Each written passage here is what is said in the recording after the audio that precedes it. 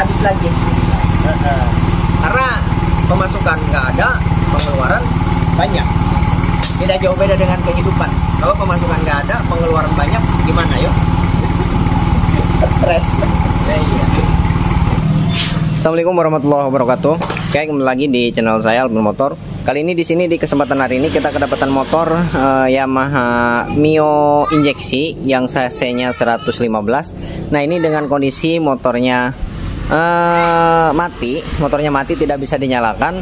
Tapi menurut info dari yang punya motor katanya bagian akinya aja yang bermasalah ngomongnya. Nah, sekarang kita coba kontak kontak sub. Tah, kunci nata.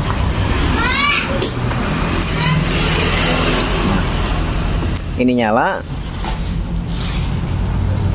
berarti nggak mati-mati total banget nih di bagian baterai. Klakson nggak ada, sen nggak kuat, untuk sen juga. Coba starter, apalagi untuk starter nggak kuat sama sekali. Ya, coba diengkol, selak nyala nggak?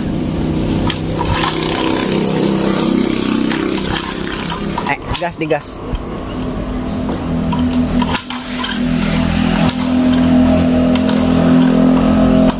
Gas. Nah ya teman-teman nih, untuk motor Yamaha Mio cc-nya yang 115, lebih tepatnya untuk motor Mio J, Soul GT dan saudara-saudaranya, jika tidak ada baterai, motor ini tidak akan menyala, susah. Ya, kenapa bisa demikian? Karena untuk sistem kelistrikannya, lebih tepatnya untuk pengapiannya ini harus dipancing menggunakan baterai dulu. Harus ada daya baterai dulu gitu, dibantu oleh baterai gitu ya. Nah, sekarang kita coba ini, coba buka jok langsung. Kita lihat di bagian baterainya. Buka, obeng.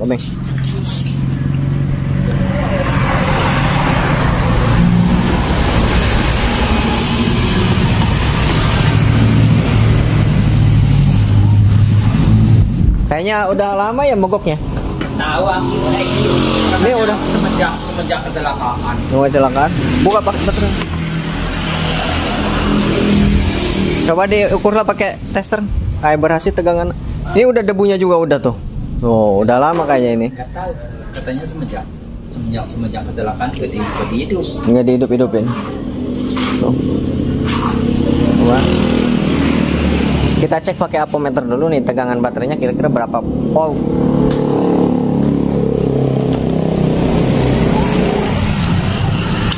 Putar ke DC tadi.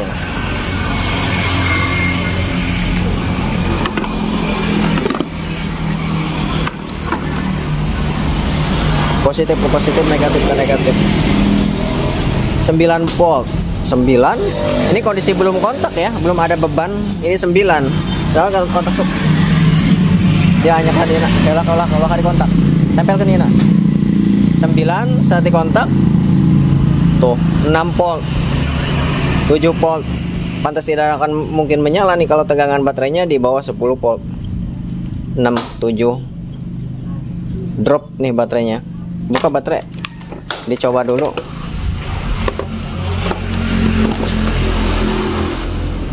Dicoba dulu pakai baterai anu di jerok, ngambil yang dalam dulu.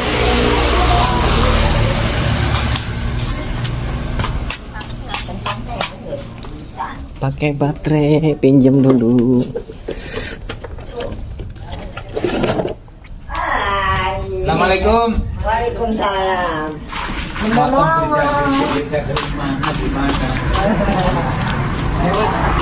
Oh, nah ini baterai motor yang normal. Nah, kita coba. Nah, untuk prosedur penggantian baterai, sebelum kita ganti baterai dengan yang baru, kita coba dulu pakai baterai yang kepunyaan motor yang normal. Nanti kita cek untuk tegangan masuk ke bagian baterainya berapa gitu, pengisiannya normal apa enggak gitu. Kalau misalkan pengisiannya enggak normal, kemungkinan besar baterai itu juga enggak masalah gitu, yang tadi. Tapi kalau misalkan pengisiannya normal, berarti baterainya dong yang bermasalah gitu logikanya.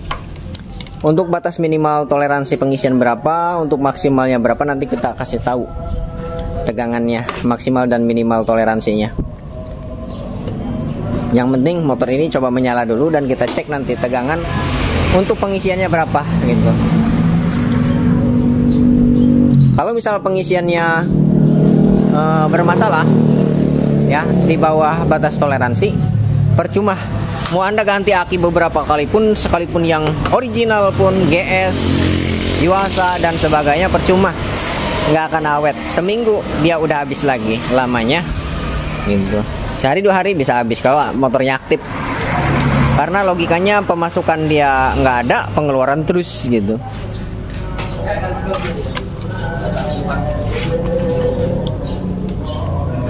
Banyak kasus permasalahan ya, proses penggantian aki tanpa tahu dulu masalahnya gitu. Emang ya untuk sementara nih, misalkan motor taruhlah misalkan pengisiannya bermasalah, pas dicek tegangan baterai, tegangannya low di angka 10 ke bawah, tidak bisa double starter dan juga tidak bisa menyala kalau untuk motor Yamaha injeksi gitu. Kalau untuk Honda beda, kalau untuk Honda ya nggak ada baterai juga masih bisa menyala di engkol gitu. Untuk generasi-generasi tua gitu. Kalau misalkan Honda yang sekarang yang new seperti CBR, CRF dan sebagainya, itu agak susah kalau nggak ada baterai. Ya, bisa menyala bisa, tapi susah dinyalainnya dan juga hidupnya juga berebet kalau nggak ada dibantu dengan baterai gitu. Ya banyak kasus, kita ulangi, banyak kasus proses penggantian baterai dengan yang baru ternyata sehari 2 hari dia tekor lagi, lamanya seminggu dia tekor lagi, ternyata bukan baterainya bro yang bermasalah, ternyata di bagian pengisiannya yang bermasalah. Jadi teman-teman pengetahuannya itu harus lebih diperdalam lagi gitu, supaya nantinya tidak terjadi hal yang tidak diinginkan seperti tadi gitu ya. Ganti baterai beberapa kali ternyata masih tekor terus, ternyata bukan baterainya, ternyata pengisiannya gitu. Jadi yang ditakutkan seperti itu. Kalau yang awam sih, kalau misalkan nggak ada bisa double starter dan klakson nggak ada, sen juga nggak ada, itu pasti tujuan yang dituju itu masalah di bagian baterai gitu ya, tersangkanya baterai. Tapi nggak semua yang seperti itu baterai, bisa jadi pengisiannya. Jadi penyebab baterai tekor tuh harus kita teliti, penyebabnya apa, kok baterai bisa tekor. Baterai bisa tekor ada 2 penyebab, satu pengisiannya yang bermasalah, yang kedua baterainya yang bermasalah gitu. Nanti ini kita cek pengisiannya, kalau normal berarti baterainya yang bermasalah. Kalau pengisiannya normal ya, kalau pengisiannya normal berarti baterainya yang bermasalah. Kalau pengisiannya tidak normal ya berarti pengisiannya yang tidak normal gitu, berarti baterainya yang sebelumnya normal gitu. Nanti kita cek bertahap, bisa jadi regulatornya yang bermasalah, bisa jadi kabelnya ada yang putus, bisa jadi juga spoolnya yang bermasalah gitu, bisa jadi sikringnya. Kalau sikring sih nggak akan mungkin menyala ke bagian sini, berarti ya kalau misalnya dari sikring. Kalau misalkan kesini menyala, itu menandakan bahwa sikring tidak ada masalah gitu.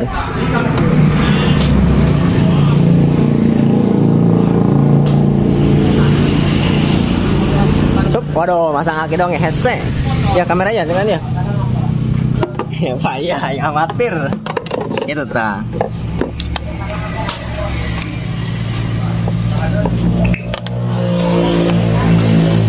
Emang kalau bukan akinya, kalau bukan yang GS, emang agak susah untuk pasang baterainya. Jadi diameter panjang di bagian baut di sini, dengan dudukan di bagian baterainya ini lebih panjang dudukannya. Jadi si bautnya nggak nyampe ke bagian mur gitu. Jadi tekniknya kayak gini caranya nih. Nah, kayak gini pasang. Nah ini, slot. Pasang satu, potong satunya.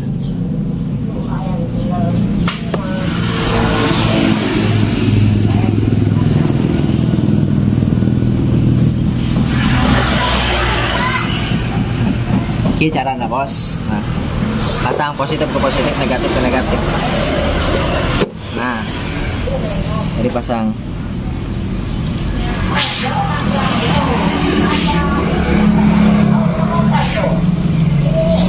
Nah, lamus nyangkol kieu, nah nyangkol. Ini tinggal tarik. Sorot ya, gitu. Tarik. Serak. Kencengan.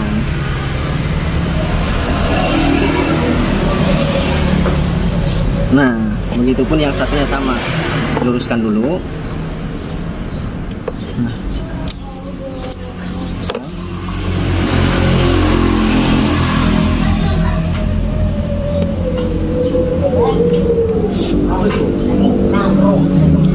Nah, ini bisa oke. Cabut.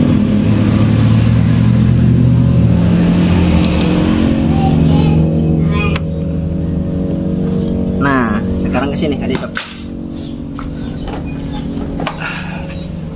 Kontak. Tuh, terang. Langsung. Sekarang kita nyalakan. Bisa nyala tanpa diengkol. Nah, sekarang kita cek pengisiannya. Ini masuk ke DC.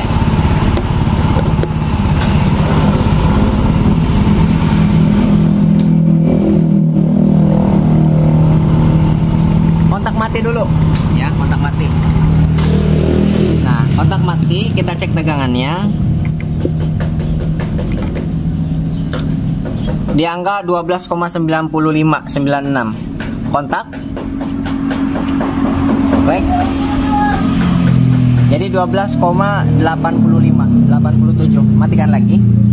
Nah, sebelum kita pengecekan, kita jelaskan dulu ya untuk batas minimal dan batas maksimal toleransinya. Untuk batas minimal toleransi pengisian itu di angka 12 ke atas. 12 volt ke atas. Ya, melebihi dari batas pol baterai. Baterai untuk motor ini kan tegangannya 12 volt. Jadi pengisiannya harus melebihi di angka 12 volt. 12 volt itu masih bisa minimal toleransi. Untuk nilai maksimal toleransinya di angka 15. Maksimal. Kalau lebih dari 15 itu udah bermasalah. Nantinya bisa jadi komponen kelistrikan lainnya jadi jebol.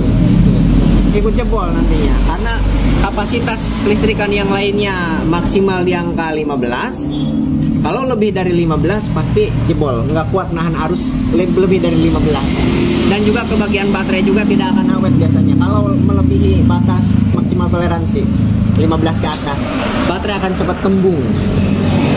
Sekalipun yang ori, jadi tidak awet baterainya. Untuk batas normalnya, bukan batas, nilai normalnya di angka 13 saat posisi RPM bawah, saat posisi stasioner, ya. Saat posisi RPM tinggi di angka 14,5, 14,2, 14,5, ya. Sekarang kita coba nyalakan kontak. Starter, rem belakang. Naik 13 tuh. Ini posisi stasioner 13. Dia terus naik 20, 23, 25, 28, 29, 30, 31, 32, terus 13 lebih. Ini udah menandakan bahwa ada perubahan. Berarti pengisian belum bisa dibilang normal, tapi udah ada perubahan dari 12 ke 13, hampir 14. Ini posisi stasioner. Ya, ini nilai normal nih. Stasioner, langsam, gas, RPM tinggi.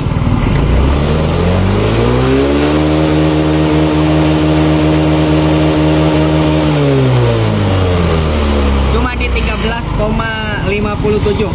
Kita bulatkan 13,50. Ya. Ini udah dibilang masih nilai aman lah. Karena di atas 12, di bawah 15. Ya. Berarti pengisian tidak ada masalah. Segini. Emang kalau untuk normalnya di angka 14 saat posisi RPM tinggi, saat stasioner di angka 13 normalnya biasanya. Cuman RPM tinggi doang, nggak nyampe ke 14. Tapi ini masih aman pengisian. Berarti ini fix ya. Masalahnya di bagian baterai. Baterai doang. Adion. Ya teman-teman, untuk prosedur penggantian baterai alangkah baiknya teman-teman harus tahu dulu dasar-dasarnya seperti ini ya. Jangan asal ganti di bagian baterai, nanti kalau misalkan ganti ke bagian baterai dengan yang baru ternyata pengisiannya bermasalah. Mau gimana coba diganti baterai ternyata pengisiannya bermasalah. Pengeluaran terus, pemasukan nggak ada. Otomatis dia tekor sehari, 2 hari, 3 hari. Lamanya 1 minggu dia akan habis lagi. Karena pemasukan nggak ada, pengeluaran banyak. Tidak jauh beda dengan kehidupan. Kalau pemasukan nggak ada, pengeluaran banyak, gimana yuk? Stres. Ya, iya. Oke, ya. Nah, ini tinggal ganti aki doang ya. Oke ya teman-teman. Ini sekedar info aja, mudah-mudahan bisa bermanfaat bagi teman-teman yang belum tahu ya untuk prosedur untuk proses penggantian aki apa yang harus dicek. Mudah-mudahan bisa bermanfaat. Kurang lebihnya saya minta maaf. Sekian dan terima kasih. Wassalamualaikum warahmatullahi wabarakatuh.